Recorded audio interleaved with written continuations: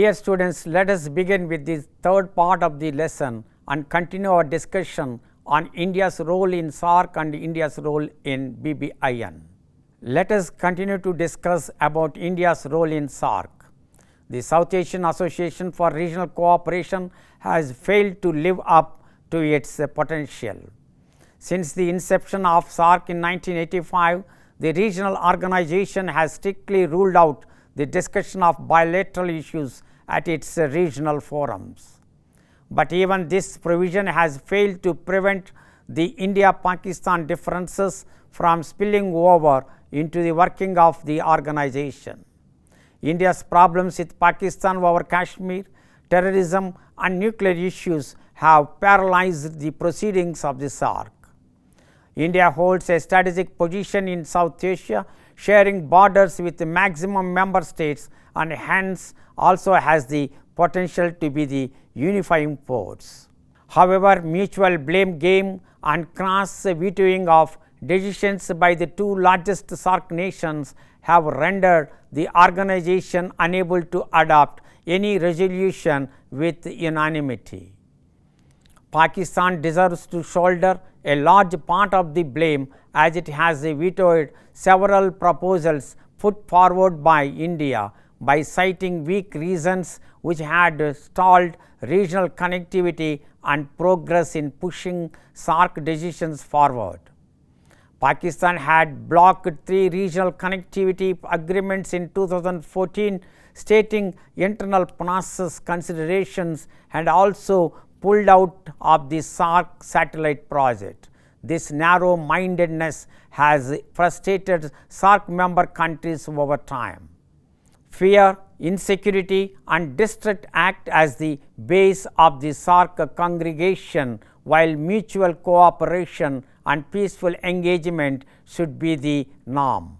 Further, whenever India extended a conciliatory gesture towards Pakistan to get SAARC moving, they later reciprocated such gestures with ceasefire violations over fragile line of control borders or by fighting proxy wars through terrorist attacks.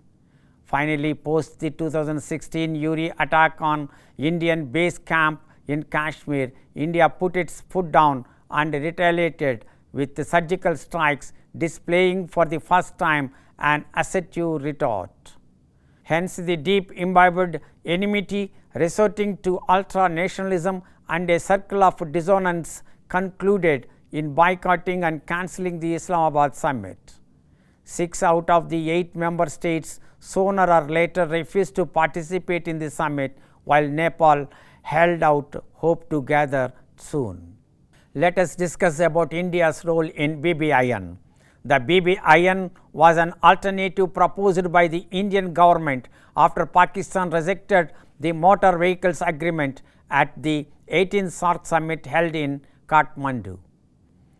The South Asian region has been under scrutiny for lack of connectivity between the states, attributed to infrastructure deficit. On 26 November 2014, while addressing the 18th SAARC summit in Kathmandu, Prime Minister Narendra Modi highlighted the lacking infrastructural development of South Asia and emphasized on the need to improve connectivity within the region.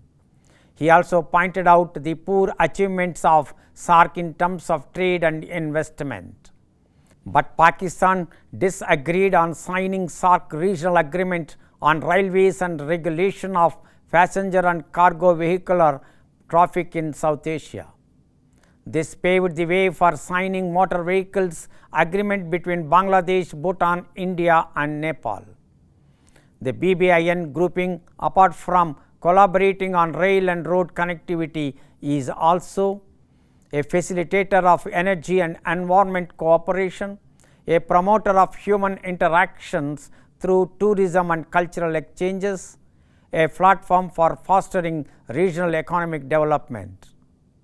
On 15th June 2015 in Thimphu, the 4 nations signed the agreement to facilitate the cross-border movement of cargo, passenger and personal vehicles. The main objective of the agreement is to provide people-to-people contact and enhance economic interaction by facilitating cross-border movement of people and goods. There will be a continuous movement of goods and passengers among the BBIN countries across the border, which will benefit individuals of all the countries. Cross-border movement of goods and passengers will help the countries achieve economic growth in the region.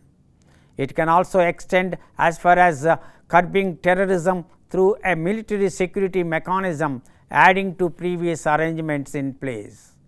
The BBN agreement will also promote economically efficient and safe transportation in the sub-region.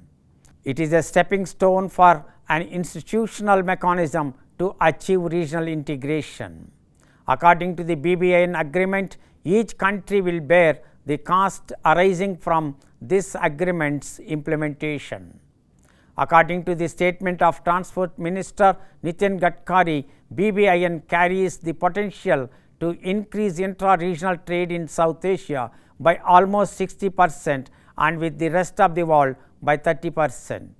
Out of the 4 countries, Bhutan stood out due to objection from its parliament. Bhutan's concerns are particularly environmental, that the surge in transportation and movement of vehicles would create pollution in the small Himalayan nation. It would also result in increased tourism, which could lead to more construction activities like hotels and guest houses that could harm the ecosystem. BIMSTEC and the IORA are few such organizations where India displayed renewed attention. India aimed to foster regionalism that boosted reciprocity, net safety and economic integration. India has manifested a shifting of attention from the SAARC to other regional organizations which contained better prospects of success. Let us summarize what we have discussed so far in this lesson. SAARC remains in a web of several contradicting demands and claims. India has always expressed its inclination for resolving its disputes with neighboring countries in a bilateral format. It perceives that there is little room for negotiations in a multilateral forum because many a times other countries place unrealistic demands. The other SAARC members allege in return that India prefers a bilateral over a multilateral format so that it can flex its muscles and impose its will upon the small neighbors behind the back of its asymmetric powers and capabilities. India has expressed its views on SAARC as a gathering of states which has ancient ties and are deeply interconnected due to commonalities. India's desires are on the lines of collective regional growth and unified success. These contrasting perceptions signal a significant gap between India and the other SAARC members. Unfortunately, India feels uncomfortable when neighbors resort to a careful balancing game between India and China whenever an opportune moment presents itself.